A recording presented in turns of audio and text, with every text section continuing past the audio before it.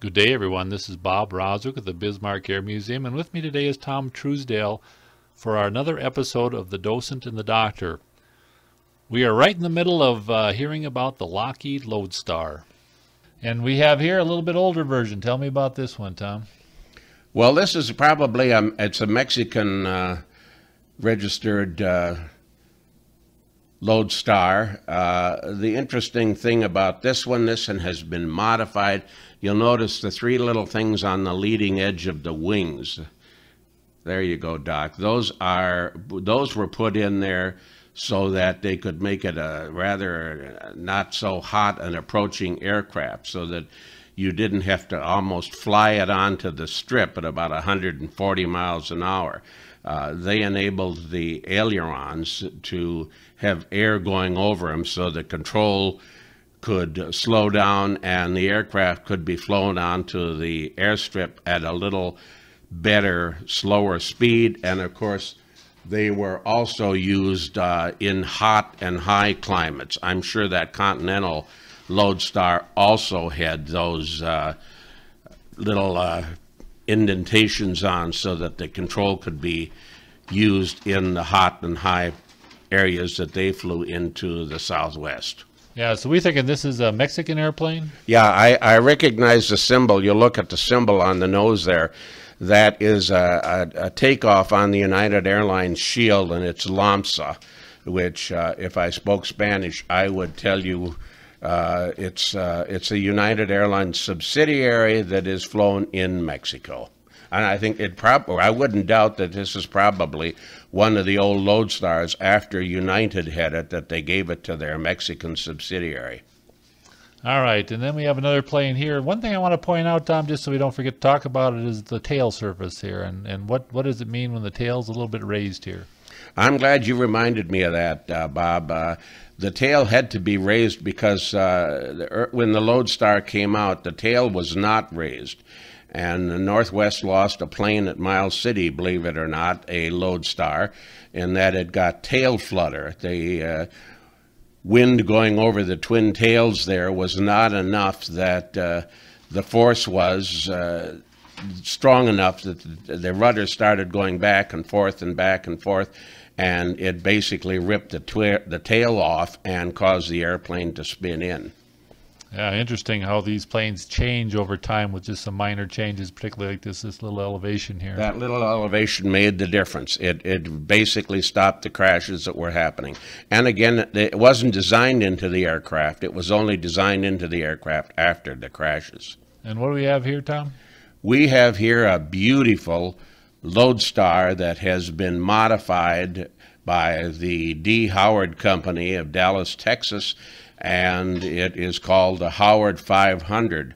Beautiful airplane. What made this one so nice, we talked about the Lodestar not being pressurized.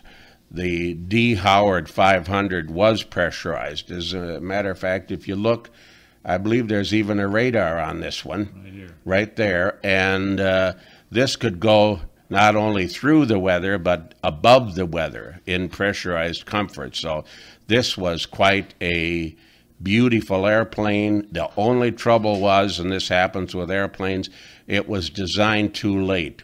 By the time this came out and really got going, Grumman had come out with their Gulfstream 1, and people were buying the Gulfstream 1, which was a prop jet aircraft, instead of the Piston 500, because had this been designed 3 years earlier, you'd see a lot more of these around, because it is just a Cadillac of an airplane.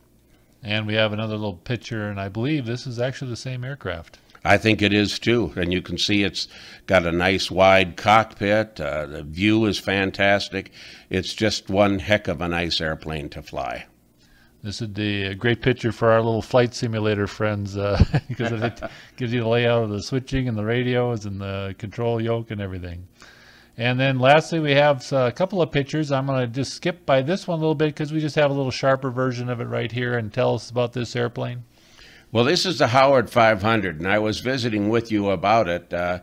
You and I are old enough that we can remember Mike Todd, who was Elizabeth Taylor's first husband.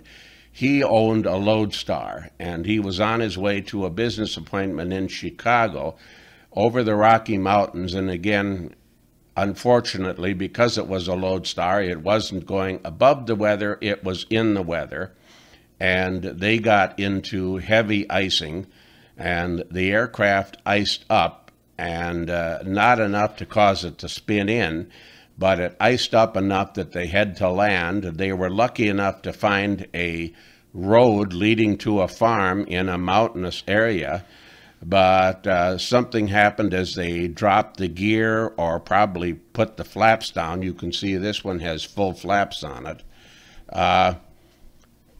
Caused the aircraft to lose airspeed and land rather hard, and killed everybody with the hard landing and the semi-crash. Well, that was tragic enough, because I think about 8 people lost their lives in that. The interesting thing about the Lodestar, or the engines, I guess, because this had R-2800 engines, about 3 weeks later, a pilot was flying a T-28, which is a single-engined aircraft. The Navy and the Air Force use them as trainers, and that has R-2800 engines. Believe it or not, he got carburetor ice and iced up in the same vicinity. He made a successful landing, but he said the hair literally stood up on his ends because he landed on the same farm that Mike Todd had crashed on, and as he was coming to a stop, on both sides of the road were the remains of the Lodestar that had been bulldozed off in that fatal crash. That's absolutely an amazing story. It is. It's kind of like the Twilight Zone, you know. you just wouldn't believe it, but it actually happened. All right, so the Howard 500 was basically just a takeoff of the Lodestar. So when I was looking through my pictures today, I almost removed the Howard 500 photos from the file, and I realized, oh, I shouldn't do that. They belong here. Boy, I'm glad you didn't, because yeah, the 500, this one, believe it or not, is still alive and flying in Minneapolis, St. Paul. I think it's the only 500 that is left. I just looked in Air Progress magazine before you came down, and there is one other one out at an airport in San Francisco that was modified with tricycle gear, but it's a Howard 500 also, but it has tricycle gear. In other words, it has a nose wheel instead of a tail wheel, and it's just sitting there. It has been abandoned, and the sad part about that is it's probably going to take a small fortune to make that airplane airworthy, but it probably is one of a kind that is still around. Great story, Tom. Well, the Bismarck Air Museum Foundation is trying to capture and restore the large round-top hangar at the Bismarck Airport, known as Hangar Number 5. Log on to our website at bismarckairmuseum.org. Check us out on Facebook. Subscribe to this channel on YouTube. I'd like to thank Tom again for his help and his most interesting stories. So thanks again, Tom.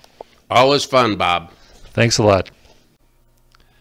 Pictured before you is the hangar at the Bismarck Airport, known as Hangar Number 5. This structure was constructed in 1936. It is a product of the WPA. This structure is scheduled for demolition. The Bismarck Air Museum Foundation would like to capture this structure and preserve it. We'd like to have this structure represent aviation heritage in North Dakota. I hope you enjoyed this episode of The Docent and the Doctor. Thanks for listening.